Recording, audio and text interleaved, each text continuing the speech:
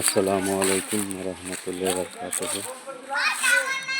চামাপাড়া, পাঠানপাড়া ও ফকিরপাড়া ঈদগাহ ময়দান অতিরিক্ত জঙ্গল হওয়ার কারণে আমাদের কমিটির পক্ষ থেকে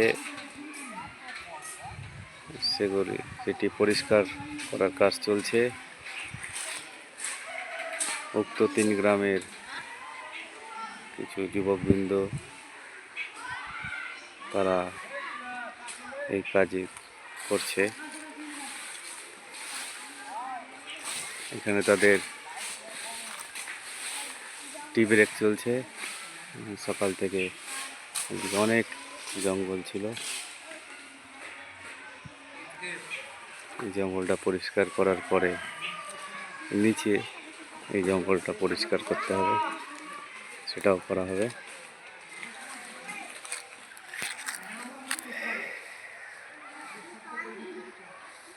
এই গাছ পরিষ্কার করার পরে আমরা স্প্রে করে দেবো, যেন ছোটো ছোটো গাছগুলো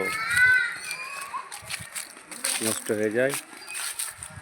তারপরে গত বছর আমরা কিছু নতুন গাছ লাগিয়েছিলাম, সেগুলোর মধ্যে অনেক গাছই মারা গেছে। সেখানে পুনরায় আমরা আবার গাছ লাগাবো।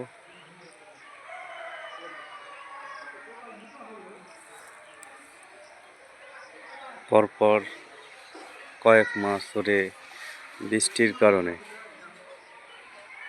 এই জঙ্গল আবার বেড়ে উঠে গেছে।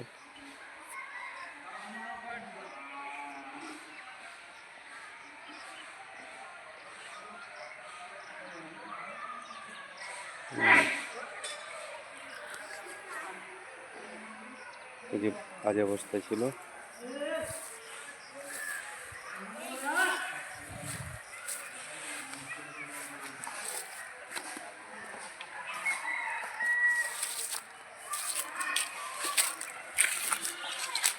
চলছে ঈদগাহ পরিষ্কার।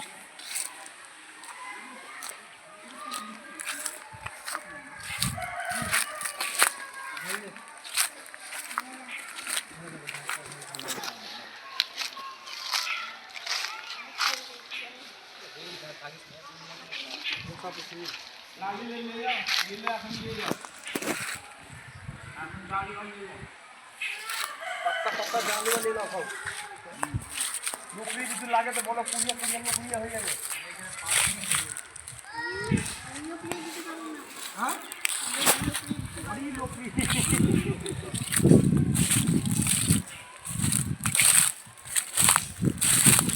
আমাদের ঈদগাহ বছরে 2 বার ব্যবহার হলো,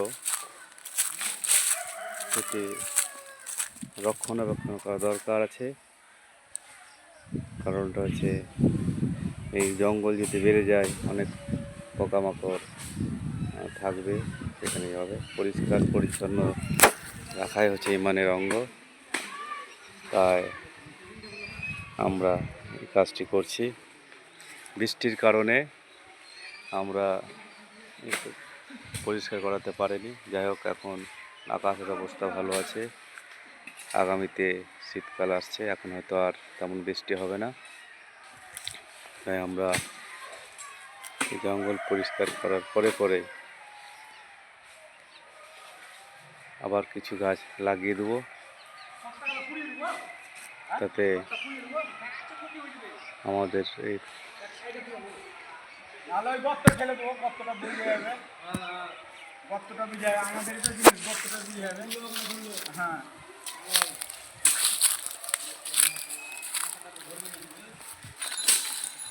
উপরটা অনেকটাই জঙ্গল ছিল। যাই হোক, ওই ছোটো ছোটো ঘাসগুলো আমরা স্প্রের মাধ্যমে করে দেবো।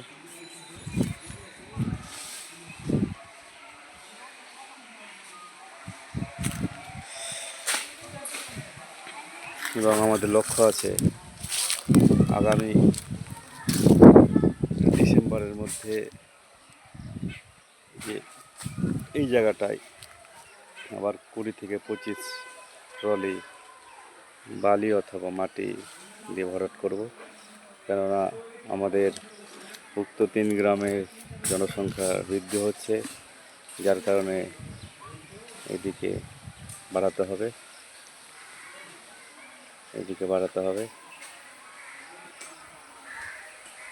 এবং এইদিকে প্রায় 1 বিঘা জমি এখনো ফাঁকা আছে।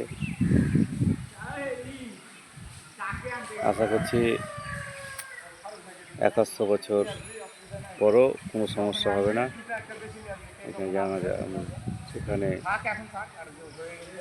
ঈদগাহের জামাত হবে, এবং যে মেহরাবটি দেখছেন সেটা সরে এসে এইসব পজিশনে হবে।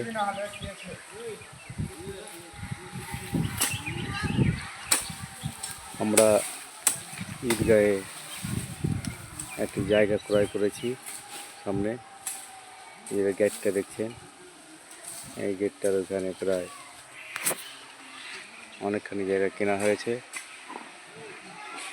কেননা আমাদের এখানে একটি গেট ছিল এই কোনা দিয়ে, আর এগুলো দিয়ে যাতায়াত করতে খুবই অসুবিধা হচ্ছিল, যার কারণে জায়গাটা কেনা এবং সামনে দিয়ে রাস্তাটা হয়ে গেছে।